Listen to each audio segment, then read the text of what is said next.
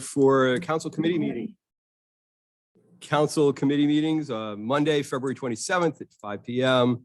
Let the record show that Councilor Kennedy, Councilor Berthasol, Councilor Laraway, and myself, Jeff Wingard, are here. Other councilors had commitments or health issues that have kept them away from the meeting. We have two items on the agenda: community development and comp plan implementation committee. So let's begin with community development. That is an update on the community facilities assessment project and initial findings by Haley Ward. And I think our goal tonight is to hear from Haley Ward on their assessment on community properties to date, and to hear from council on how we envision the ongoing management and maintenance of these properties, including ideas on whether we are satisfied with the properties that we have, whether there's an envisioned expansion or other developments that we might think of in the future. So this is not a determination that we're going to do anything in particular with the properties, but we want to continue the process of exploring the facilities process. And Sophie, if you have anything to add, go ahead. I don't have anything in particular to add, other than to remind counselors that although we're in committee, in order to get good sound, we need to make sure you hit the microphone. And if you don't want to be background noise, make sure that you turn it off when you're done. With that, I would turn it over to Chris Snowdeal, who is the project manager for Haley Ward, who's been leading this project. All right. Thank you, Sophie, and council members. Yeah, so we've been working hard over the last few months on gathering information of these 4 properties. And tonight we want to present some of that information to you, but also open it up for discussion on the next steps. So again, my name is Chris Snowdeal. I'm a senior project manager with Haley Ward, and I've been managing the effort here for Haley Ward on our end.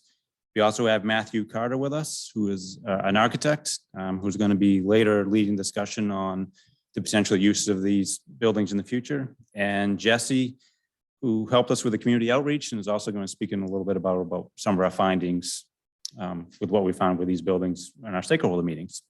So again, the agenda, we're just going to briefly talk about how we gathered the data, what we come up with for community needs. We developed a little bit of a matrix to assist as a tool for you guys to look at the different options moving forward. And then we're going to open it up and kind of hopefully identify some priorities moving forward for us to be able to help you make some decisions again moving forward, and then maybe open up for questions in the public after that, if that's okay.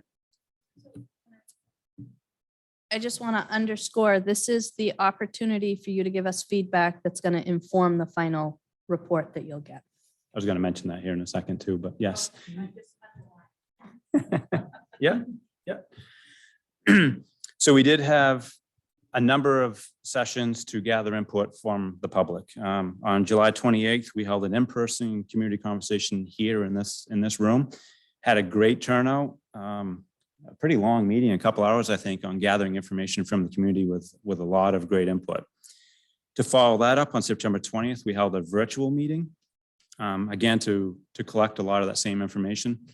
And an okay turnout. Was a lot smaller numbers than we anticipated, but we still had a few attend and gathered a little bit more data at that session. And then we held stakeholder meetings with the tenants, and we did that all in one day. It was a marathon session for us all day. We met with the town of Orono and their staff, the Orono Land Trust, Friends of the Orono Public Library, the Orono Health Association, the Orono Historical Society, the Community Garden, the Boy Scouts, and the Housing Foundation. All but the Boy Scouts was one day. A little later, we also met with RSU to see what they had for facilities that the town could use. And then we also met with the University of Maine and tried to get some of the same information from them. And Jesse, you're up next. But I do want to mention before we get to that, so we've gathered all the information. We've started assembling a report. We've actually shared a draft report with the staff. They provide some great feedback, and some of that feedback was developing uses for these buildings that we could then share with the community. And we had to disconnect a little bit on what should be presented, how we should present it. So that's why we're going to try to get feedback from you folks tonight, moving forward in our report. So we've got a great job on it. We're probably maybe 70% complete. We just got to really identify that last task of how to use these buildings to provide recommendations moving forward. Can I just ask a quick question? So the feedback was for Haley Ward to come up or develop uses for these facilities based on all of the community feedback, obviously. So ultimately, what we want is a tool that council can use as it makes its decisions. So there's some budget feedback that we wanted to add. There's some potential, if you thought of each of the uses and priorities as puzzle pieces, different ways that Haley Ward would immediately see that we could configure those puzzle pieces perhaps in a more effective way. And I think those, much like the Webster neighborhood report that you saw before, where you kind of saw some low-hanging fruit that we could do and then kind of move up into higher pieces, is what we were looking for. Not directive in this is what the council should do, but rather giving you ways to think about it that are different than today. Well, and today. Yeah. Okay, thanks. The information gathered was, a big data of information, and we were having a hard time assembling all that data into priorities for the town. I think that's where we need your assistance. Okay. So part of that community conversation and the input that we got through the stakeholder meetings and the community conversation, as well as the website form that the town had online, some of these themes arose from that. And whether there was the historical aspect or the historical uses of the building, I mean, we certainly heard a lot of that from the Keith Anderson building to the current uses as well. So you see up on the screen, the arts were very important, and that can be performing arts, visual arts. And these are community gathering spaces too, which was a very important theme that we heard throughout the conversations.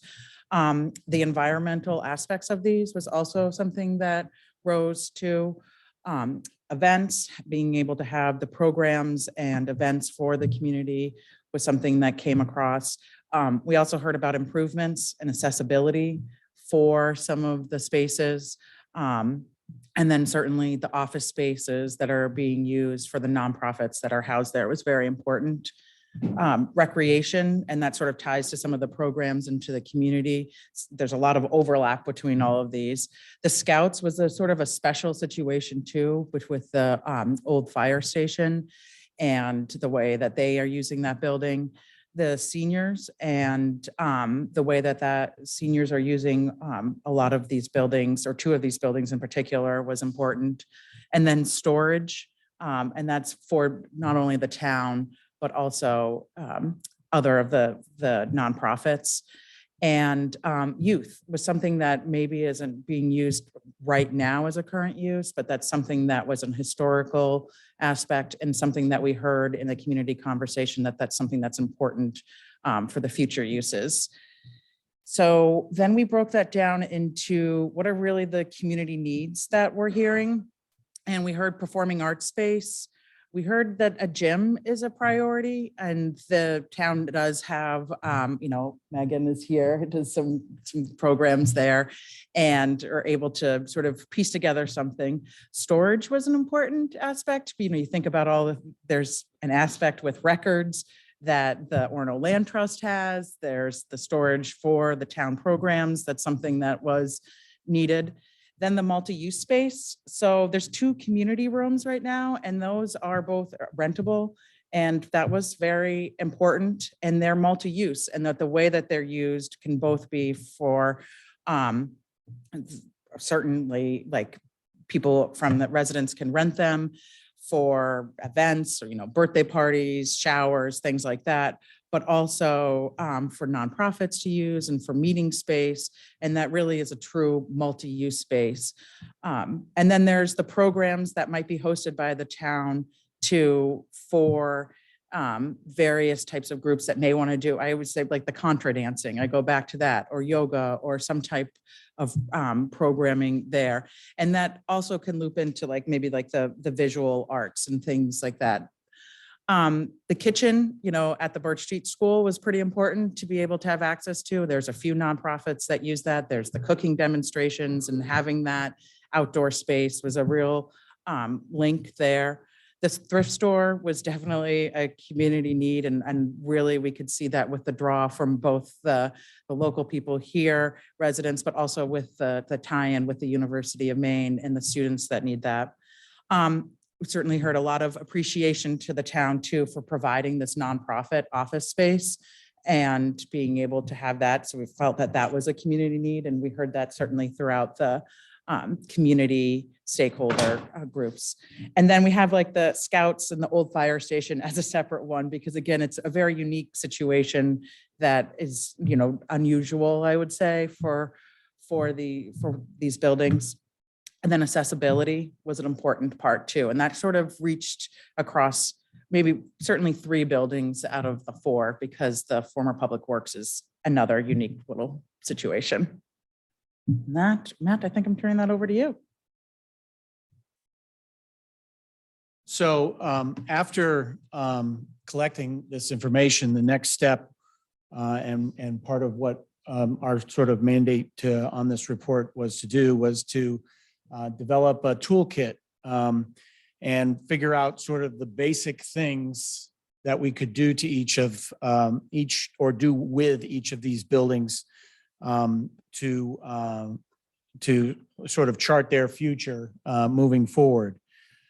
We developed this matrix, which indicates the columns are the 4 properties we're talking about: the fire station, Keith Anderson Building, Birch Street School, and the Orono Public Works site. The rows indicate the various things you could do. The first one, of course, is status quo. We do nothing. The next one is to do sort of a minimum fix. What's the least we can do to improve the use of the buildings?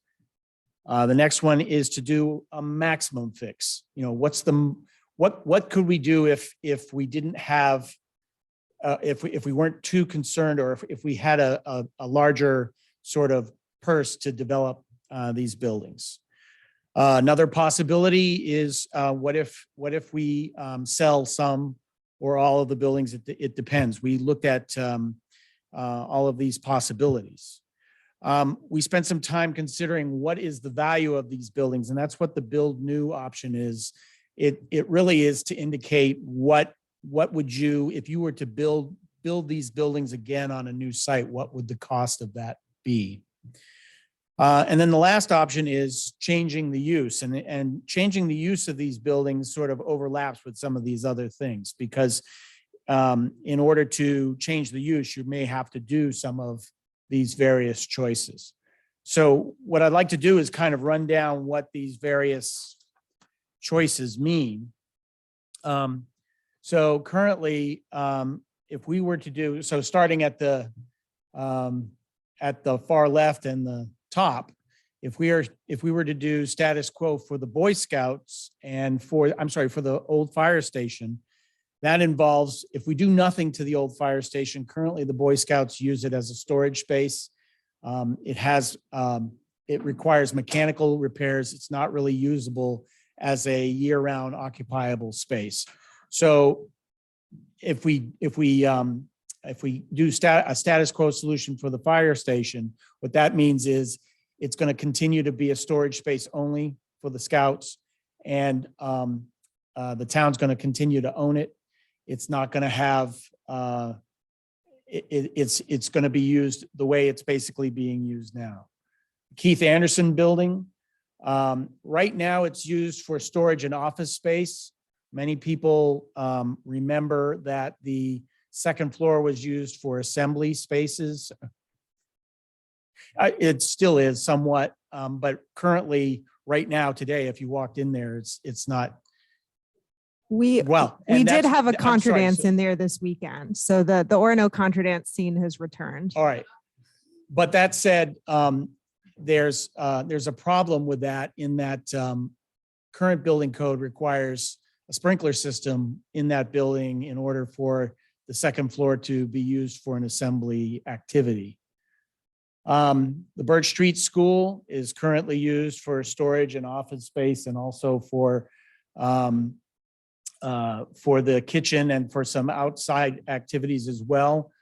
In order to, if we do nothing to that building, we end up with a situation where if we continue to keep retail on the second floor, the city is potentially open to a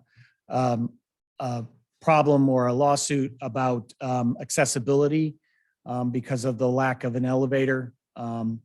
It's not an accessible space. Orono.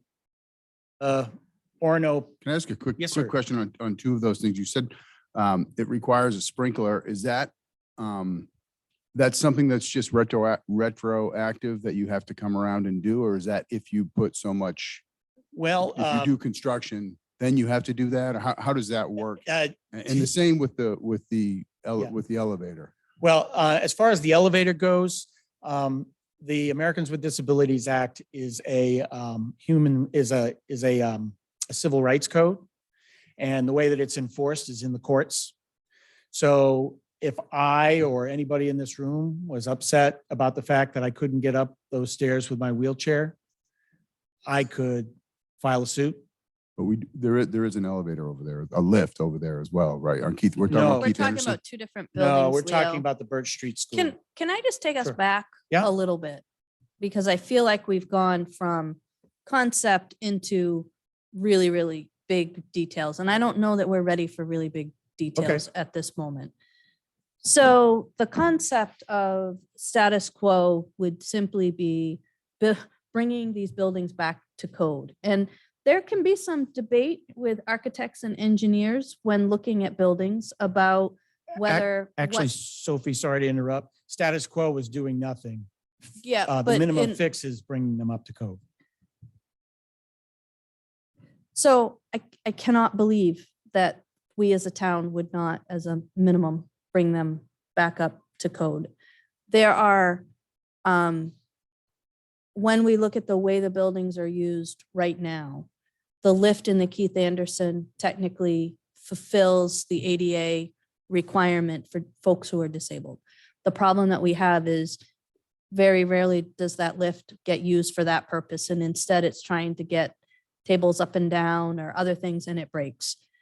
We, according to our life safety inspector, we meet the minimum standard with the exception of we had a panel that was broken at one point that has been fixed, is my understanding. But you are right, Leo, that when we look at a building, when you build the building, you're subject to those codes. When you make changes, that changes.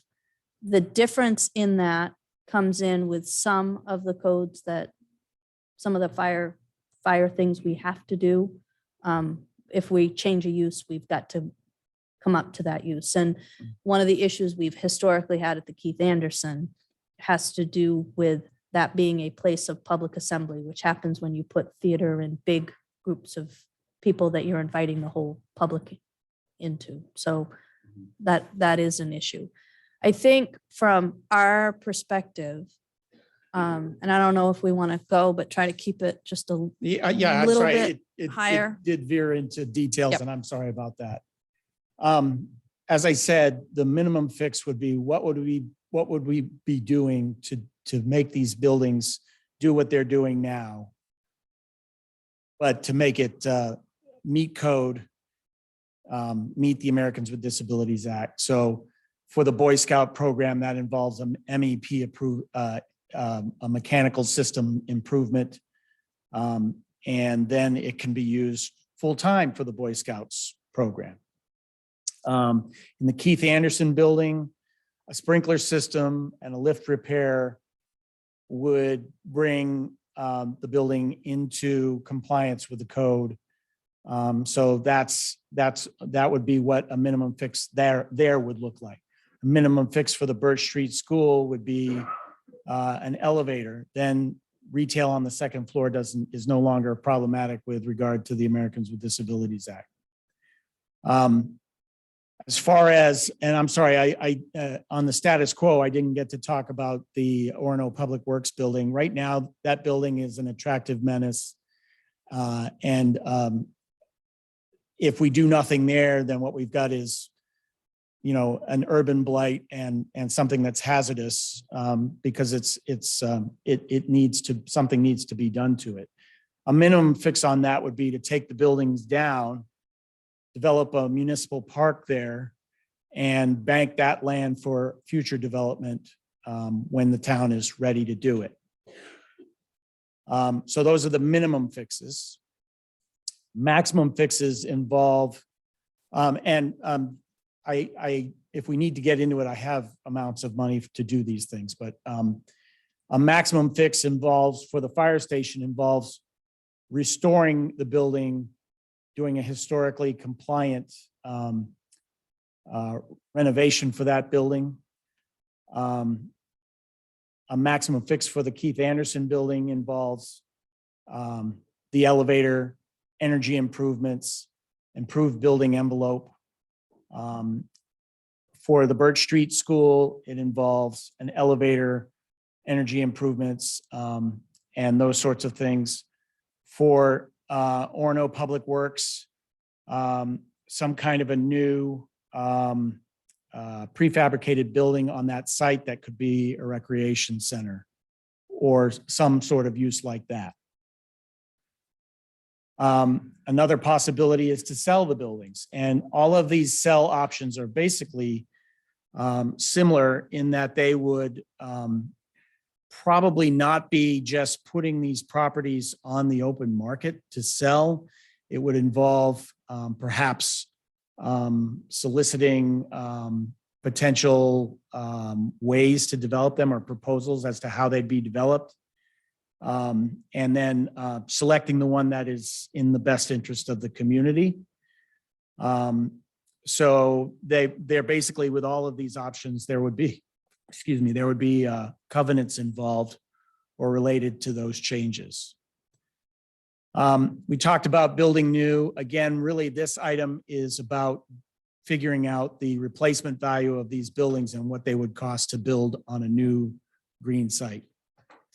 And then again, the last thing is to change some of the, changing the uses of some of these buildings involve some of these fixes. So if the fire station were to be used by another tenant, there would probably be some changes involved, and then we would be probably looking at more of a maximum fix. Same, actually pretty much same for all of these, but this line item presents some other choices for ways that they could be developed. The last item on here is the library. That's on here as a choice or a strategy because the library is potentially considering adding some of the listed functions, and they actually are related to or are related to some of the choices that that the community was looking for. So that's what this is. This is sort of a list of what do we do? What happens if we do each one of these things? What does it cost? And then, so what we're hoping to discuss with you is, what do you think about some of those things? What would you like us to examine in further detail, which we are prepared to do? So for example, if I could kind of put this in a little bit of context, in all of our conversations, the Historical Society has been important to people. And if anything, people have talked about kind of expanding. Right now, they are wonderful stewards of historical things, but there really isn't an opportunity for them to show what they have. So it kind of misses part of the purpose of a historical society.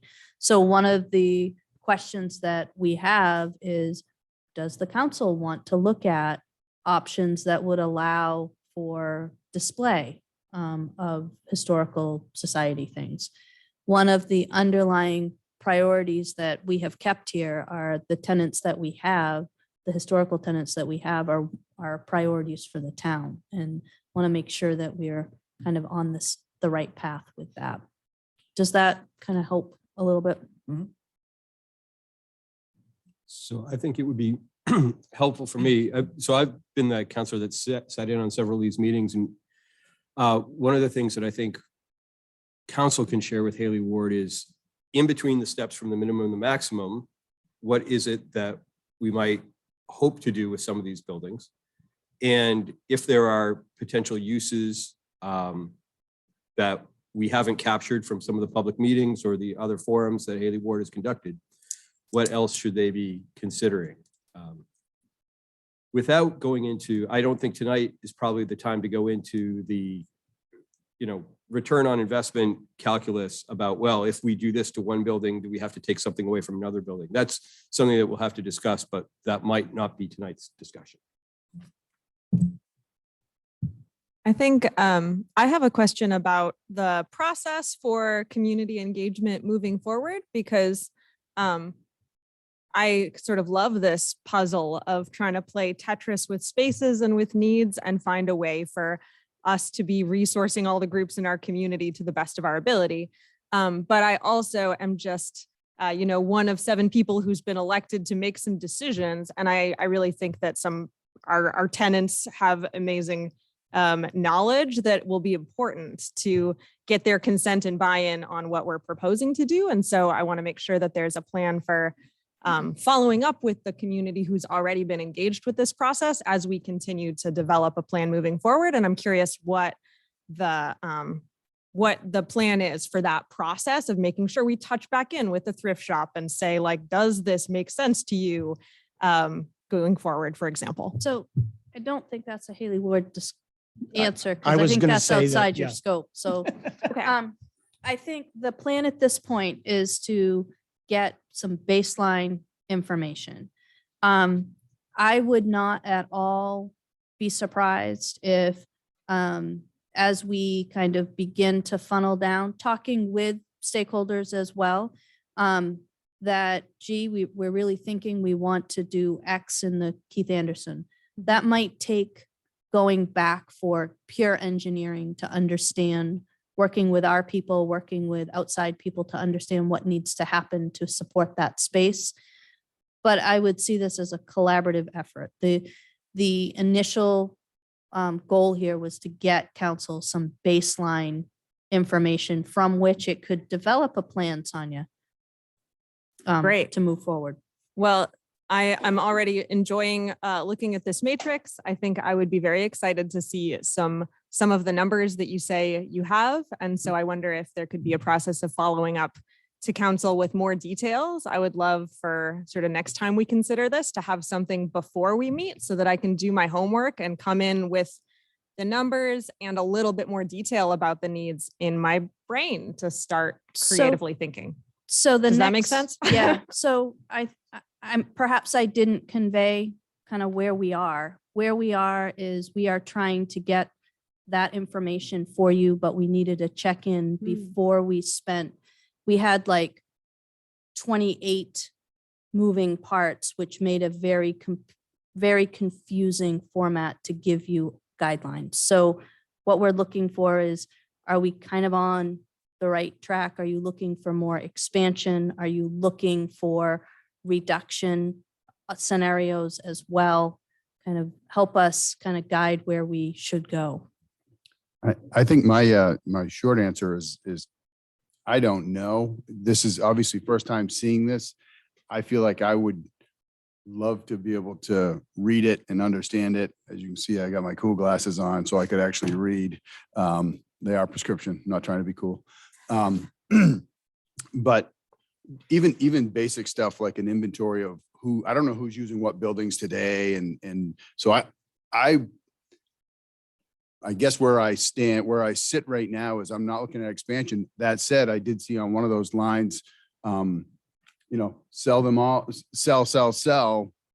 and we have a site, maybe we develop a site like our site that we have. I mean, this is just spitballing here. I'm not proposing or suggesting, but it's like, well, that's kind of an interesting, that could be interesting, but I haven't thought of any of this stuff. As far as sinking a bunch of money into these facilities, I'd be probably hard pressed to be going that route. But I think there are probably some really interesting options in really understanding current usages. This is just an aside, but is Historical Society currently just in Keith Anderson? No, it's in the Birch Street School in the front section. Is it of no the- longer in Keith Anderson? No. I built some shelves in there for historicals. Okay, I didn't see it. So I don't know who's where or what. And I feel like trying to make any sort of, even giving any helpful feedback is a little bit tough without sort of seeing this stuff and understanding it a little better, to be honest. So would it work if we provided, I think the analogy I kind of used before were like, if each of these uses were puzzle pieces, had to understand what the puzzle piece is, give you the context of what we have and some scenarios for thinking outside of the box. Yeah, I think so. I think understanding current inventory, who's using what are those tenants saying about their current needs? And then what beyond that are we talking about is sort of how I am thinking Mhm. about this. So I don't can have can any s- kind of- Suggest something? I mean, do we offer at this point our draft report up to this matrix to them to look at? Because that is the inventory. It's the condition of the buildings, the inventory. It includes all the information that we gathered. And then maybe that, I mean, At, just for them to look at. And I understand that If you're okay with that. Yeah, I understand that you're trying to focus this down for us, but I think more information Yeah. is good, even if it's not perfectly organized. I mean, I'm very curious about a ton of these options. I was curious when you have the idea about a recreation center after demolishing the Orono Public Works, potentially, which I guess is the minimum. So that would be the plan if we're holding on to that. What does a recreation center look like? Like, what are we? so I challenged them on that particular one because You did. grin. I challenged them because, you know, a recreation center probably looks like anywhere from minor, meaning just the shell with a court on the inside of probably $1.5 to $2-3 million to make that happen. To what came out in several of our community conversations was more like one place where people could do a lot of these things, which if you look, I talked to my Parks and Rec team when they talk to their comparable communities, that building that right now is a $6 or $7 million effort. So what I challenged them on was, so if we were going to invest $4 million in a brand new recreation center, would that location be the place that would be the best to have that in our community? And they didn't even think about it and said no. So I think it is a matter of the idea that I think council needs to hear and to see is that idea of owning and controlling our own gym space with larger space for other things. Whether it happened there or somewhere else, I think becomes the question. I think the thing I would add to this, Chris, would be the money piece that we had talked about. Understanding here's the budget, here's where we talk about budgets at 30,000. For this purpose, you're at order of magnitude. So that's pretty high budget number in terms of how far apart you are. So what I'm hearing is that you are happy to not have tons of conclusions, but have this be a fact-finding mission that you can then take and develop a next step with. Like, you can go for it. I was going to say I like the sound of that. One thing that would be helpful for me is that we've talked about a whole range of different options, and I think the minimums and maximums are good places to begin. as we get more detailed in our conversations, finding out what is sort of a median investment in that preserves the programs that we have that people really value, that allows for programs that are bursting at the seams like the thrift shop to grow, but that doesn't reach that maximum point, which we sort of know we're not going to be able to afford, at least in the near term. So that would be a helpful sort of maybe another row to add in there at some point. And I think that's the part where we did get stuck. We don't know what that is. We don't know what that median is. Right. So yeah, this is not a short-term thing. So maybe after council sees, that current and historical use piece can give some feedback, then we can figure out what is that median level. That becomes easier for us to determine. Does that work for you? I'm good with that. So I will work with Haley Ward. I know staff has some ideas. We had a brief meeting last week. We'll have another one. It's probably going to be, we're probably going to be working on this on Mondays while you're working on Thursdays on the budget, would be my guess as far as timing. The other piece that we are adding into this report is, it's really easy to forget about capital investments until things are falling apart. So we want to talk about annual stewardship, and we've got some things that absolutely have to be addressed now to salvage buildings, like the siding on the Keith Anderson. That's not about use, it's just about stewardship. Yeah, so not only the capital improvements to bring them up to whatever standard we want to bring them up to, but also future, making sure we take care of the future needs or future improvement, not future maintenance issues. Capital investments. All right, so I think we have our marching orders, and I think we're good. Thank you Chelsea, all. Before we move on, we do have a policy of having Oh, public sure, comment during our committee meetings. So if there's any member of the public here who wants to comment, Debbie, you got to come up to the microphone, but come on up. Thank you. Sharing, Sophie. I think the microphone has perhaps been turned off. Sorry, I didn't hear that. No, it's on. Yep. I was just away from the microphone. And I hope you can hear me with my mask on. I'm Debbie Averill. I'm president of the Orono Health Association. We operate the thrift shop in Orono. And we very much appreciated the meeting that we had with you folks. We thought it was very good. A couple of things that is it possible? I know this is an internal activity, but is it possible? I could not really see that matrix from is it possible to get copies of that matrix? We know that that's not a final answer, and we're not going to start any rumors. But I do have to take information back to my board. And also, when it comes to things like the elevator, we've been around this barn a million times at the thrift shop. We saved a fair amount of money a number of years ago for the elevator effort. The final answer to that was the elevator that we would need to put in would take more space away from the thrift shop operation. Then it wouldn't add any space, but would certainly add accessibility, which we would like to do. So I just want you to keep that in mind as you go on.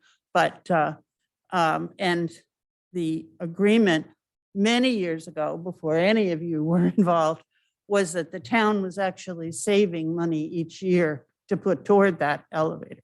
So maybe we need to go back to that plan. So if we could get a copy, that would be great. So what we have is the presentation. I've got a super draft report. I'm hoping we could clear up some of the minor things, and then we'll absolutely get that out. Debbie. Claire, please. Claire coming up, and then then James. Not repetitive and to keep my comments brief. I'm Claire Ackroyd. I'm just a resident of the town. I've lived here for 40 some odd years. The use of space and community facilities is something that's very close to what I do for part of what I do for a living. And I think it's really a really important issue for the town to get right. I don't know that it's easy to do that, but I think that I work in lots of different towns around the state, and there are some places that have done tremendously creative things with their old Grange halls, their old, town offices and that. And I would exhort us all to see this as a long-term investment that may require some short-term, even middle-term sacrifices financially, but as a long-term investment in the facilities and the amenities that this town would have to offer. These buildings are gems. They're derelict at the moment, largely, but they are potentially marvelous. And they are important parts of the town's heritage. The old Grange halls are wonderful pieces of Maine's history. And I just would like to say, before we fall into the trap of what can we afford now, that we consider really carefully with the wonderful things that could happen. There are things this town has done, like some of the trails and paths that have radically changed the way we all interact with the town. And this would seem to me to be a great opportunity to do that again. So I think, think go big or go home. I realize that that's, Pollyanna-ish, and it may not be possible to do it the way we would all love to see it done, but let's give up something valuable for short-term expediency. Think outside the box. Please don't sell these buildings. And just want to say, the thing that's bugged me for decades, I think one of the biggest mistakes the town made, which is probably before any of us had any influence on that decision, was when the old ambulance building was sacrificed to a parking lot for the credit union. And I realized that decision had a lot of parts to it, but it struck me then, and it strikes me now as one of the dumbest things we ever let go. That was access to the river. And you go to some other little towns that have river or lake access fronts, and they have family parks with barbecue grills, and you can rent a canoe. And you think of all the things we could have done if the town had maintained. The Little Brownies Beach thing is used and used and used, and it's wonderful, but it's small and it's out of town. If that, whoops, look at my glasses. If that space had not become parking for the credit union, which as far as I know is a largely empty building, it's a sort of sterile thing in the middle of town. If it had become a part of access to that nice piece of the river, it's a safe, quiet piece of the river, we could have done so many things with it. And I think the town saw it as an easy way, I don't know, to get rid of an old building that wasn't useful, that didn't have any purpose, and that was facilitate the building of a large building that would generate tax revenues or something. I don't know, but let's not make a mistake that we regret later by giving up something that has great potential community value. Thank you. James, did you want to? And Jeff, just so you're aware, we do have somebody online who has their hand raised to speak. Thank you very much. Thank you. I'm James Jackson Sanborn. I'm the president of the Orono Public Library Foundation. The library is listed on the matrix kind of off to the side, and it kind of belongs off to the side in the sense that it is not a legacy building that needs immediate repair in order to continue its current function. However, we have I think a really great set of plans, set of needs, and a really great track record at the current location of serving a lot of needs for the community. And I urge the council, when looking at the various needs that can be slotted into these facilities, that the library really be, using Sonia's Tetris analogy, the library is that place that if something slots in, it kind of fills a lot of needs and can do a lot for the community. So I think the community rooms, I think some of the gathering spaces, maybe the historical society, some of those things would be great to slot in there, which might free up uses for other creative spaces or creative uses of other existing spaces. We have also a lot of synergy there being proximate to the Birch Street School. And I think a lot of our clientele at the library are some of the same people that are at the Birch Street School. I know I bring my kids to the library, but then we go over to the thrift shop. So I just want to make sure that that keeps in mind there.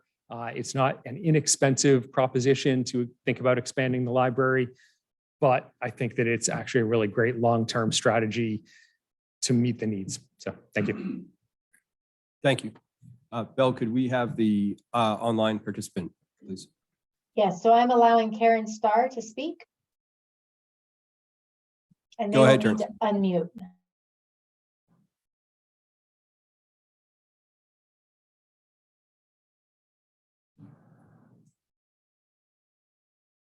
Terrence, go ahead, please. Can you hear me? Yes, go ahead. Yes, I am here with June Anderson. And of course, we have a little interest in the Keith Anderson building. But what my mother really is concerned with at 97 years old is the historical part of Orono. And as the woman before spoke so eloquently about us losing our chance as a town to have a beautiful recreation area and now just have a parking lot, she doesn't want to see some of these buildings become parking lots. The Orono Historical Society, for her, she said, had been moved around to many buildings, and they really never had a real home. They've just had a storage area. And she would love to see that be able to be passed on to future generations. Everything they have. In fact, I get many things out here in California because my daughter is housing me. And they ask me about different areas because they don't know where to go to find out what is going on in the town of Orono. And the information is all there, but no way to get in contact with it. So we would just like the council to understand, and we would like to continue to be informed so we can help with some of these decisions. And I agree with the lady that spoke up for the ambulance center. That was we were there downstairs. We had we had a beautiful place to go, and the town sold that out from us, just like what the school was going to be a big parking area. What is it? It's a field. It's nothing. They tore that school down, and it could have been used for something. Thank you for listening to us. Thank you for your comments. Is there anybody else that has something they'd like to share on this topic before we move on? Chris, have we given you guys a little bit more information from the council and the community on maybe how to? Yeah, absolutely. We can work with staff over the next week to tidy up our draft and get it to you folks to start looking at. Great. Thank you very much. Thank you. Sophie, we all set? Great. Thank you for that comment or the presentation. Thank everybody in the community for your comments. We'll go on to our next item, which is initial discussion of draft traffic calming assessment, prioritization, and implementation guidelines. And I'm not sure if this is Sophie or Rob. Rob should be making his way up to the podium, but if I can just maybe center us for this conversation. So we actually had an initial brief conversation with counselors, I think, after we met with the Forest Avenue neighborhood group. Very energetic and enthusiastic group of people with a concern that came to talk to the town. And one of the actions kind of that had already been underway because of informal conversations with the with group representatives, had been trying to link with MDOT. And one of the things that we learned, or that Rob learned during that process, is that when we look at roads where we're looking at traffic calming measures, in order for us to truly link with DOT on roads that wouldn't normally meet the state threshold, we needed a plan or guidelines that we would consistently apply across the town. So when I look out across the room tonight, I see a lot of the very same people that we saw at the Forest Ave meeting. And we actually had reached out to Sean to let him see bring particular attention to this conversation today and to the draft that is posted online if people want to look at it.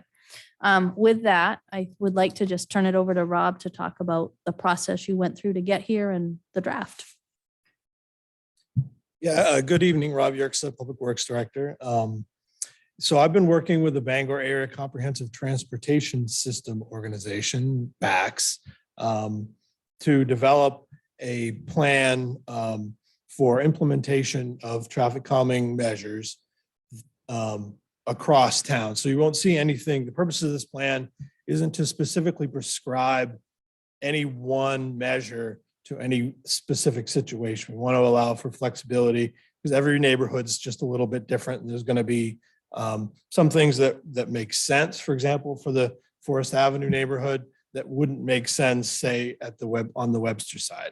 So the purpose of the plan really is to establish a process that staff and residents and counselors can look to address concerns regarding traffic calming, but also to provide a little bit of a sort of a standardized method for comparing different circumstances throughout town to help us prioritize a little bit if faced with having to make decisions about how we fund projects and in what level of traffic calming makes sense for any given specific situation.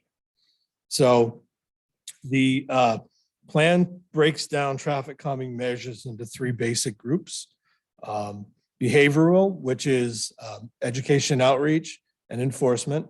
The visual goes to enhance signage, pavement markings, those types of things that don't necessarily involve significant changes to the infrastructure. And then tier 3 is the physical changes. So that's when we start talking about narrowing roadways, building speed tables, chicanes, all the way up to constructing roundabouts and things like that. So physical, obviously, as you step up in tier, a little bit more impact, and of course, a little bit more cost.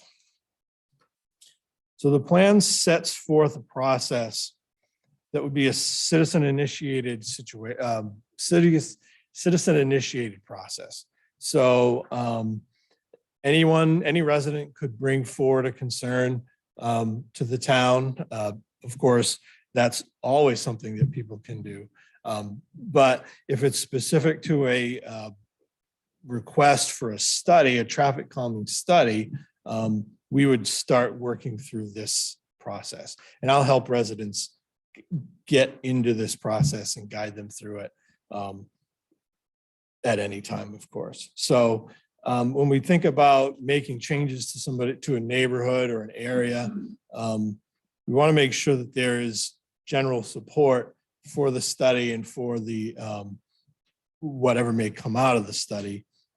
So the initiation process asks for some feedback from the community that supports the study, whether it be not necessarily do they support what changes we would make, but do they support entering into the process of evaluating the location. Once that happens, I'll take a look at the circumstance and make sure that it is something that even qualifies for the process. So what that means is it an area that has a speed limit of less than 35? And is it public infrastructure? So we have to be able to have influence over we have to be the decision maker. So we can't make changes on, for example, university property or DOT controlled streets. So there's a concern about, say, an off-ramp on I-95. That'd be something that I would help the resident get in touch with the DOT on. And we wouldn't necessarily have decision-making authority for that. So I would just sort of run it through that high-level check first before we delve into the process. Rob, if I could ask you a question, just Sure. about one of the eligibility requirements around the posted speed limit not exceeding 35 miles an hour. I was wondering, like, why is that an important? So that's a federal highway guideline that DOT's traffic calming policy requires. So if we were going to make changes to an area like that, so the DOT policy calls for that and sets that limit. If we had a situation, for example, let's say it's Stillwater Avenue, where the speed limit is over 35, that's a DOT road. So we don't have any circumstances where it actually we would be the authority to I see. make the decision. Thank you. So, That's helpful to know. yeah, it's sort of like a baseline DOT rule. Can I just ask Rob, so there are those kind of parameters that have to be met in order for us to say, yes, it's under our jurisdiction, basically, or under our control. Is there any, and my computer keeps freezing up, I scanned this earlier, but is there any other threshold? I mean, I assume like one person calling in a complaint, asking for it requires probably a little more than just that, or? Yeah, so the draft policy calls for at least 5 people to sign a Okay, petition well, there's a form that I provided at the end gotcha. Okay. that thanks. just to, like I said, just to make sure that this is something that is that would be widespread support. And to put that into perspective, I think there were like 26 signatures on the Forest Ave Yeah, more than that, I think. indication Yeah. petition that they brought to staff. So once we've determined that it is something that would fall under the town's purview, we would go through a basic study. So we would enter into a process where I would do an evaluation of the study area. So I would make sure that we were taking into account, there may be a specific location of concern, but maybe it makes sense to look at a larger area. Maybe there's a large area that's been brought to our attention and we should narrow that scope. I'll sort of work on defining what the scope is. And then start beginning to gather data on the process. So some of the data that we would look at would be traffic volumes. We would take traffic speed measurements. We do a basic follow-up with DOT on crash history. All those sorts of general things that go into play when we're talking about what type of traffic calming measures would apply.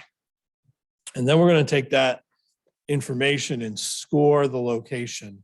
And there's project evaluation section sort of outlines how we're proposing that we would score those. So the purpose for the scoring is to give us an idea of where we are with this roadway, intersection, whatever it might be. Basically, the higher the score, the higher you would fall on the tier level for necessary traffic calming measures.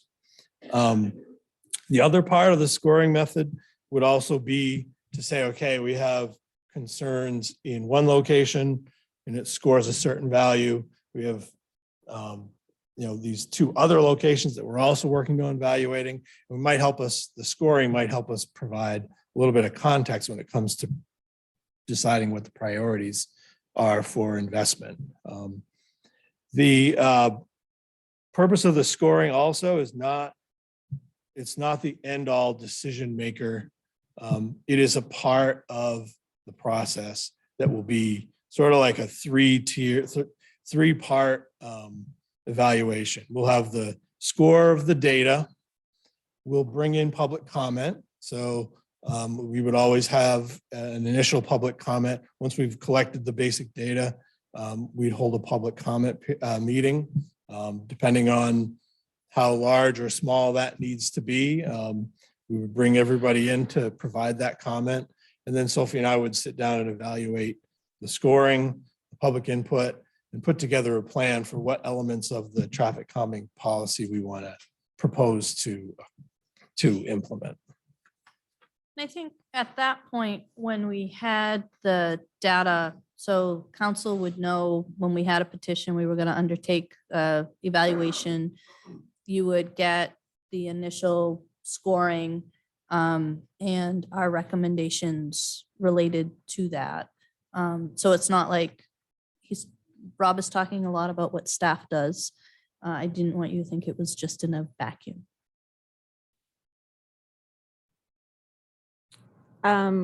Couple questions. One is, I don't have a good sense of how much time is involved in this sort of legwork. That's, say, citizens file a petition to consider traffic calming measures. We want to put a speed bump in on Forest Ave, they say. And how much time does it take staff to kind of go through this process internally of looking at that with DOT? And what's the timeline for then getting back to members of the public with the next steps and the opportunity for them to weigh in via public comment? Yeah, so obviously very dependent on the size of the scope that we end up with. I think for Forest Avenue, we took a few months to gather data and then we set up a public meeting in January to talk about that. I think that was a 6 month because. Right, we did, yeah, and we moved the feedback speed sign over there, so the data collection process can take a little bit of time. It also kind of depends on seasonally where we are, because sometimes specific locations may not make sense to do a bunch of data collection in June when we know the issue is really in September and October. So very contingent on all those sorts of things. But the feedback, I would say we would be regularly checking in with the people that have brought the concern to us, just to keep them abreast of where we are in the process. I just, looking at this flow chart, looks great. The one glaring thing that I don't see on here, which maybe it's just innate and it just happens, but we get the request, we do the study, we recommend tier 1, 2, or 3, and then there's a back and forth, but I don't see the measurement on the other side. To me, that if we're gonna do tier 1 and 2, presumably on that other side of there, we again are doing the study and measurements. Were we successful? You know what I mean? So evaluating after implementation. After we've implemented something. Yes, that would be sort of, once we got to the end of this, we can add that into the flow chart. Yeah. It probably would make sense. Okay. Rob, I had a couple questions too.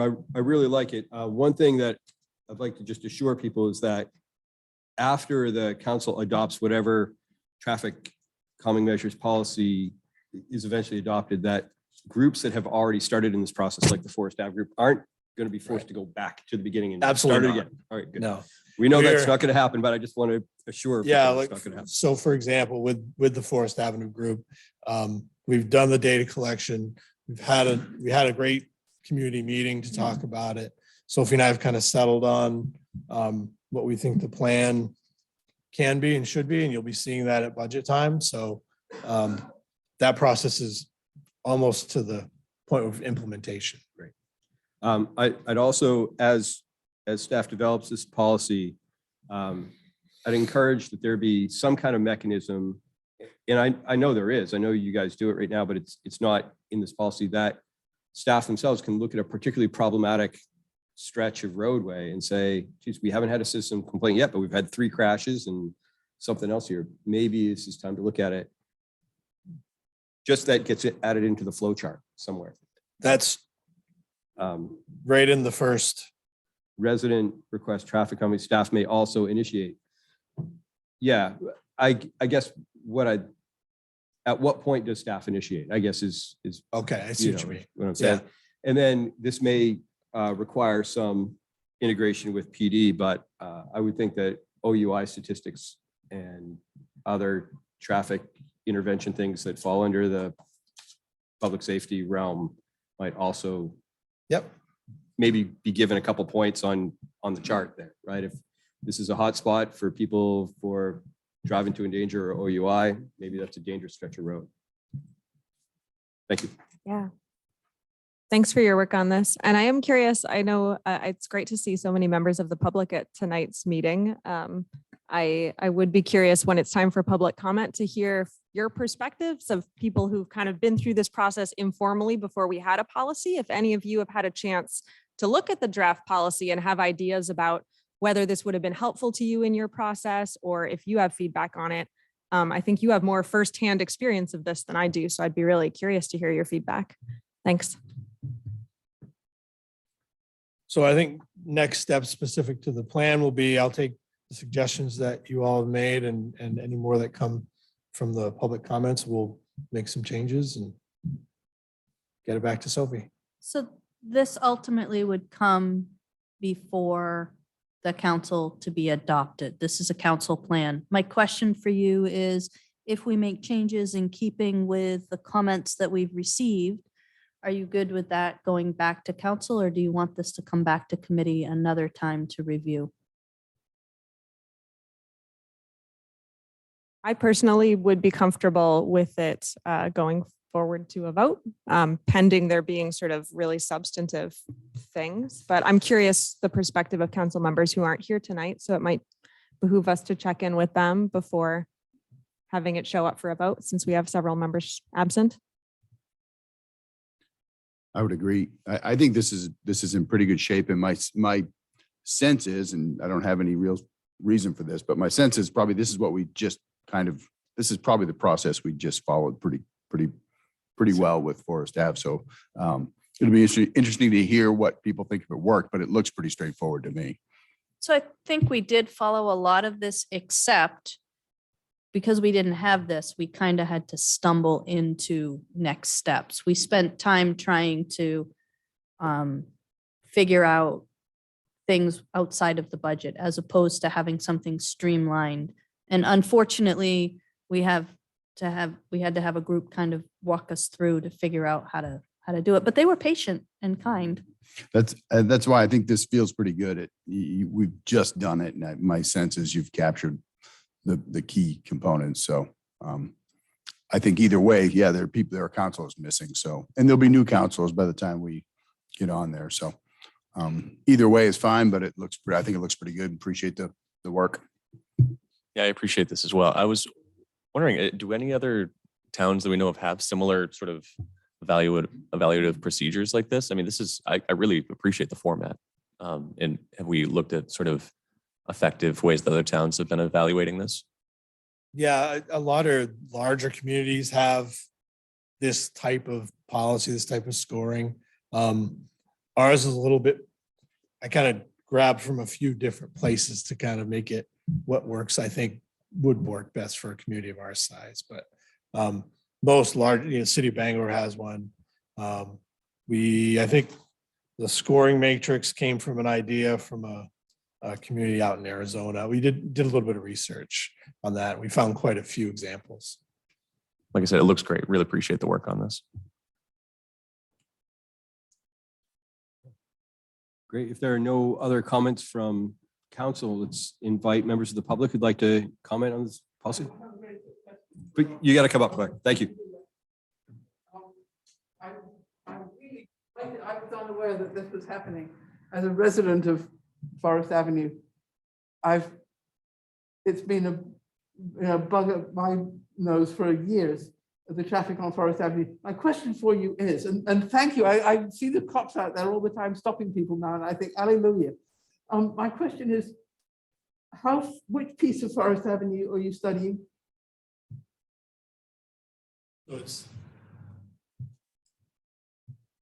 It's the piece inside the urban compact, so it's basically from the bridge to town. Everything's.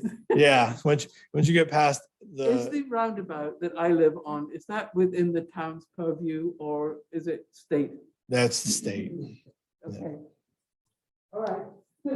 But, but Claire, if you're having problems, even though it's the state, if you let Rob know, he can often help facilitate. I will forward you the purple prose I wrote some years ago about the Perfect.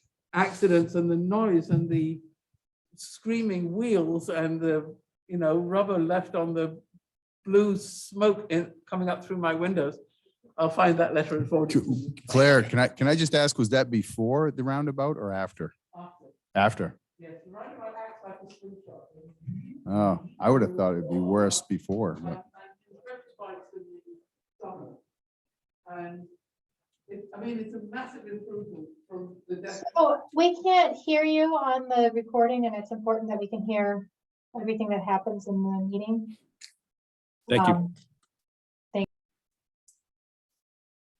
Hi, I'm Sean Smith. I'm a Forest Avenue resident and appreciate all the work that's gone into this. And for Bob for mentioning that this was all coming up at the meeting tonight, so I could be here. I was wondering about the response period for comments. I had a couple of questions, more for clarification on the metrics that were being used. And I was wondering if I could send an email and check in on what the actual definitions are, just for clarity. And is there a time? I can do this week, but is there a time frame on comment? If you have it by the end of, like, give us 2 or 3 weeks, do you think we're going to be working on this for the next 3 weeks? Yeah, well, one of the things. One of the things that I've already started working on will be an appendix that will talk about the definitions of the metrics that we use and how they're calculated. So that will be, I'll be adding that as an appendix. My other question relates to timetables. So we've been engaged with this for 3/4 of a year, I think, on the discussion. I appreciate the consistency going through a little bit longer than we'd hoped for, but I appreciate the efforts in a big way. And but the one question I had was, what's the time frame for the interactions with the DOT since it's in the urban compact? And I'm a little confused on how that works. There's an issue mentioned in funding in here, but I thought with the urban compact that the state actually provides funding for upkeep for some of the road. And I was wondering if that's one of the issues that holds things up.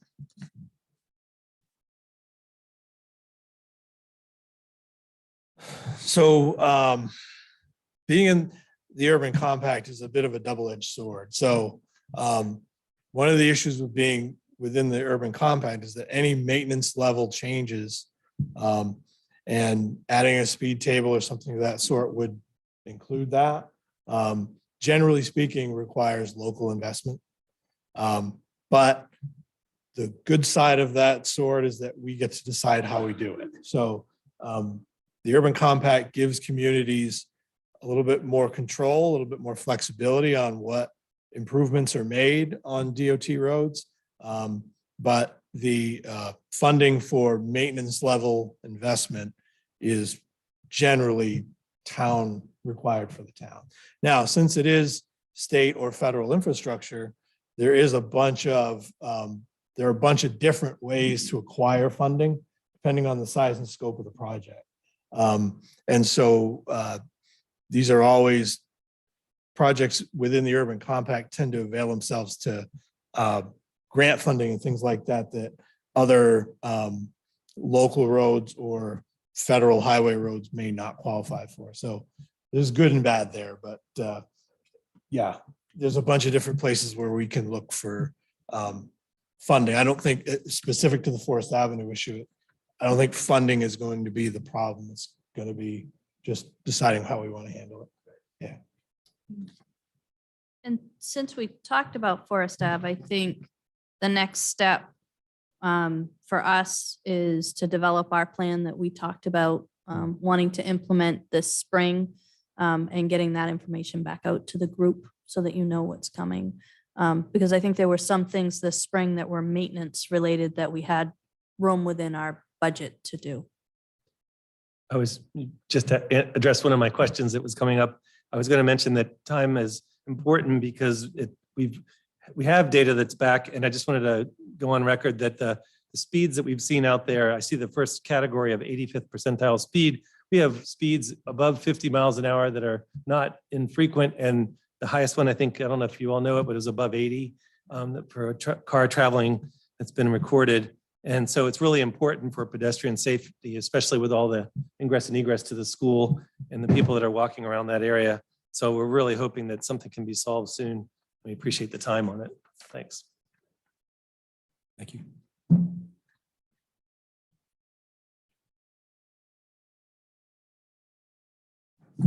Doug Johnson. I'm a resident of Forest Avenue also, and probably one of the initiators of all this. And it really, I wanted to give a little history. And I don't know if it was 3 or 4 years ago that if you Google directions to the town of Orono, most of them lead people through the roundabout on Forest Avenue. So we saw a very significant increase of traffic. I'd say about 3 years ago, this occurred. And if you Google, Google Maps, you'll see that's the case. So in addition to the quantity of vehicles coming in, the speed increased tremendously. Living there for 12 years now, and I know there's a resident here who's lived there and raised his children there. Ken, if I can just put that out there, that your son comes to visit, and yes, the Whites also raised children there. And their children say, what the heck's going on? It's never been like this. It's dangerous to take, people are afraid of their lives, checking their mail if their mailbox is across the street, particularly just below the hill coming in. Children crossing to go to school close to Sean's house. I've been passed on a double line more than once. I've come close to being run into by someone passing me on a double line as I'm pulling into my driveway. So the significance of this for this people living on Forest Avenue is very, very high. And I guess toward that end, the one place where residents are here is the first button. You did a great job of having a meeting and bringing us together. And I was amazed. I was the first one who walked up and down the street and got signatures. Every house I went to signed this. Everyone is concerned about this on Forest Avenue. And I guess what I'd like to see is a little more empowerment of the residents a bit in this process. So I don't know if there can be an iterative process that could be part of this. It's like, we're in the first thing, we can make a request, but if the request is denied, then do we have a voice after that at all? And so I'm just wondering if there's a way to incorporate a bit more of an iterative process that communicates to the residents who are quite frightened. There are people that are afraid to check their mail on our street. So I think that would empower the residents and I think give us a chance to feel more part of the system. So I think that's an excellent suggestion. Thank you. I think that's a great suggestion. Thanks. Yeah. Are there other comments specifically on the adoption of this policy without getting into any the particulars of any specific neighborhood or stretch of road, which are important, but probably we should handle in a workshop at some point? I think I wanted to add just one possible addendum to this based on the comment that we just heard, and that's that I think having 5 signatures to bring it into a process makes a lot of sense, but I wonder if there's a way for, in the event that you got 50 signatures and a whole neighborhood is clearly demanding urgent action on something, would there be a way to expedite and have a process that moved sort of even more expediently than this new process, which I think will speed things up in comparison to kind of the trial process that these folks have been through. And I'm just curious if there's room for that within this, if there's a level of, we get more than 25 or more than 50 signatures, then, the town will make it a sort of a emergency priority to address issues of concern in this way. Please go on. My name is John Weldon. I'm a resident on Stillwater Avenue, but I use Forest Avenue as a pedestrian almost every day of the year. Some of you probably recognize me. I bike and I walk down Forest Avenue into Orono, where most of my business takes place. And I just want to urge everyone involved in the process in the next steps going forward. John, could you speak into the mic, Yeah. please? Thank you. Looking through the plan right now, I know there's some focus on pedestrianization, but I urge you to really think about how to integrate pedestrianizing Forest Avenue as much as possible. On the visual part of the graphic, one of the graphics in the plan, there was no indication that bicycle signs were going to be considered on the roadside, for example. Bicycle boulevards are traffic calming devices. Bicycle lanes. I know personally that I have calmed a lot of traffic on that road at great personal risk. And that's a choice, I understand that, but I just want to draw people's attention that encouraging pedestrianization, dedicating space to pedestrians will increase the number of people that I see on my commute, which would be nice. And I think it would also go a long way to calming traffic. And I have years of data collection on this if you're curious. Thanks. I think there's one person ahead of you, Claire. I think there's.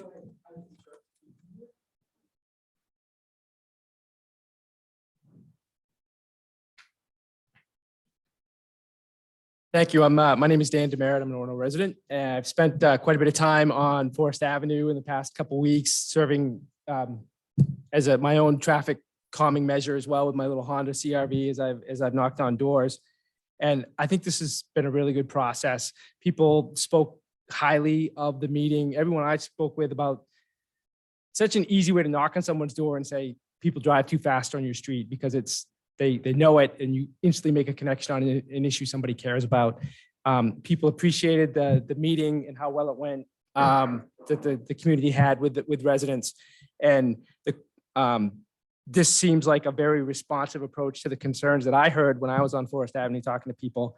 I guess the question, if not now, but at some point in terms of the project evaluation, what happens if Sean comes back and, it's the tier 3, we're 1 point away from tier 3, but clearly, as Sonia was saying, there's a lot of concern. I assume there's room here for staff and the council to work with the neighborhood and say, you scored a 39, but we know that everybody wants a 41. So we're going to find a way to get there. Is that not without fudging? I'm not saying we fudge the number. I'm saying we'd be transparent about it and say, yeah, thank you.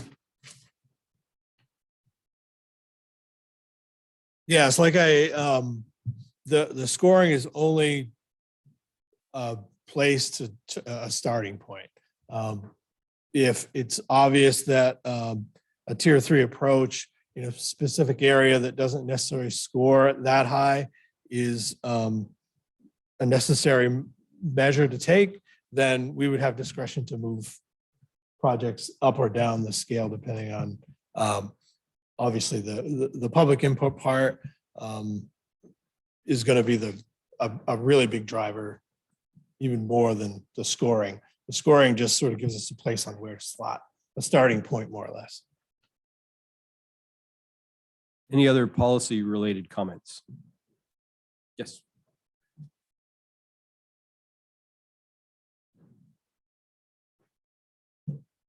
Bob Bayer, live on Forest Ave. My family and I have been there for over 35 years. And we've seen the issue, but I've got a couple of questions. One, Rob, do we need a new petition, or do the signatures that we have? Okay. So that's, I wasn't sure. Yeah, okay, good. And I was also wondering, Sophie, how much of the information that we have passed on based on our meetings with you and Rob has been shared with the council? What do you know? All of it. I think I sent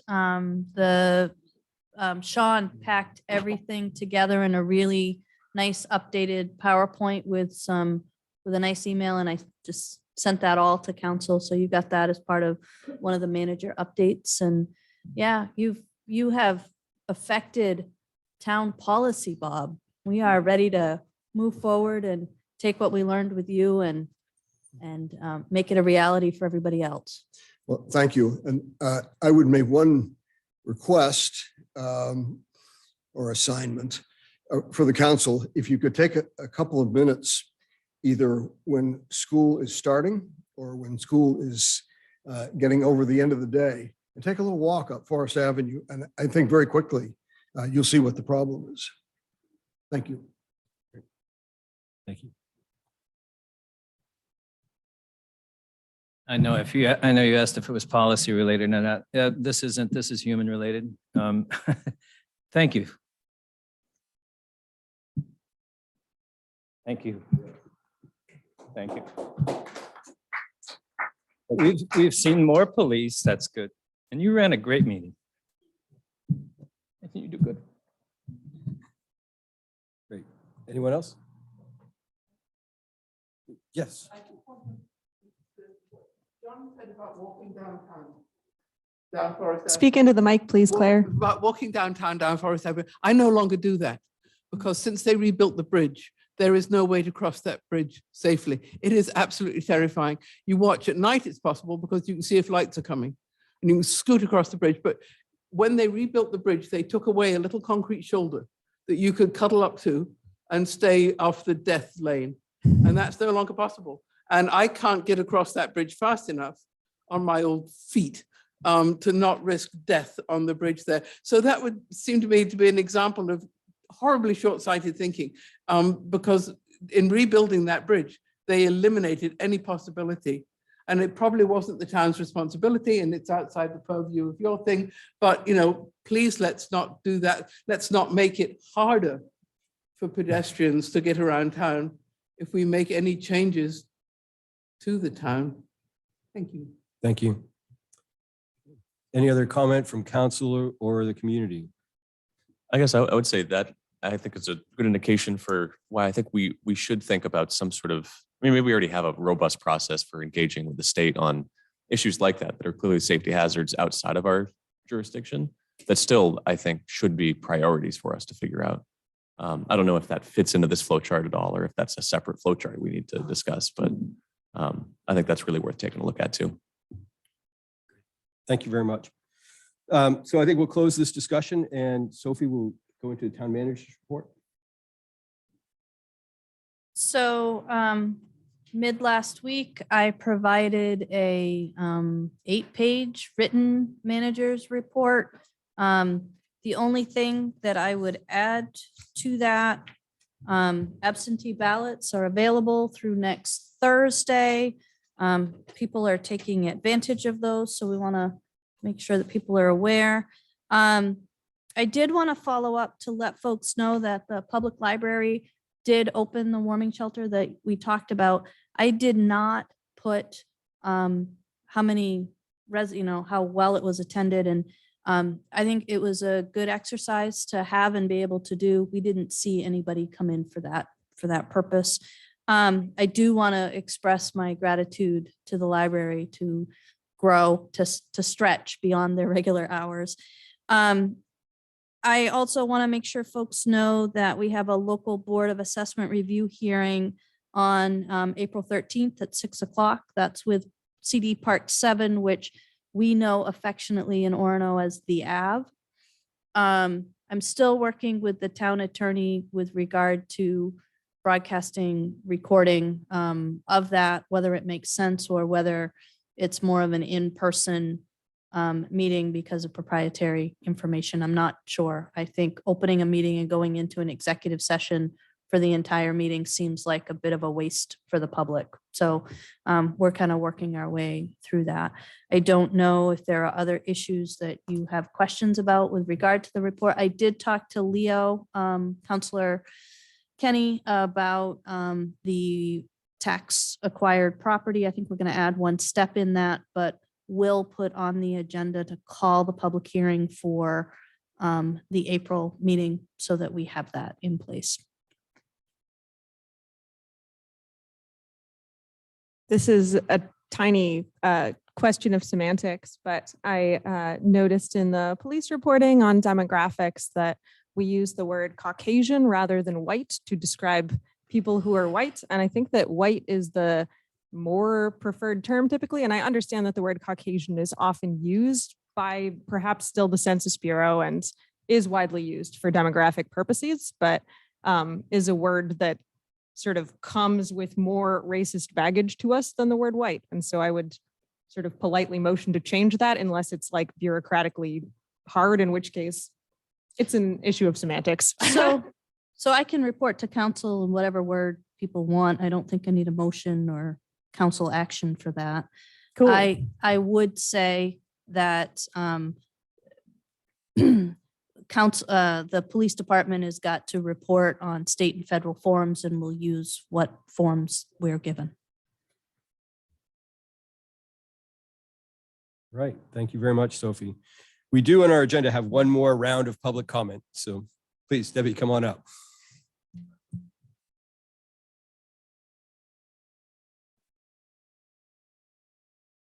Hi, I'm Debbie Averill. I'm speaking at this point as an Orono resident. And what I want to say, I understand recently town employees voted to join a union, and I want to say congratulations. I think that's a wonderful thing. And I want to say that our employees in the town of Orono are the most important resource we have in our town. And we need to make sure that they are well cared for, I guess is the word that I would use. And I would like to say that I hope that council takes very seriously its responsibility to make sure that our employees are healthy, happy folks who want to stay with us. Thank you. Thank you very much. Jeff, Seeing we do no have somebody further- online as well. Oh, we do. Okay, Yeah. please, yeah, promote that person to speak. I'm going to allow John to speak.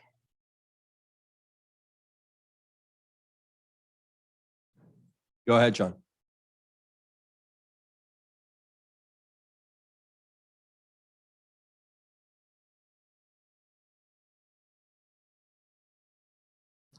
Is the individual still there, Belle? Well, he's still in the list. I've allowed him to speak. I've asked him to unmute. But I don't see any activity. Okay.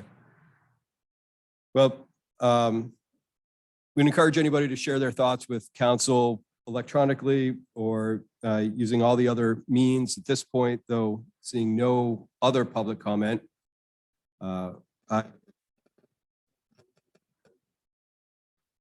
So moved. And did want to say thank you to all of the public that showed up this evening. This is we appreciate the participation. Thank you very much. We're adjourned. Oh, we vote.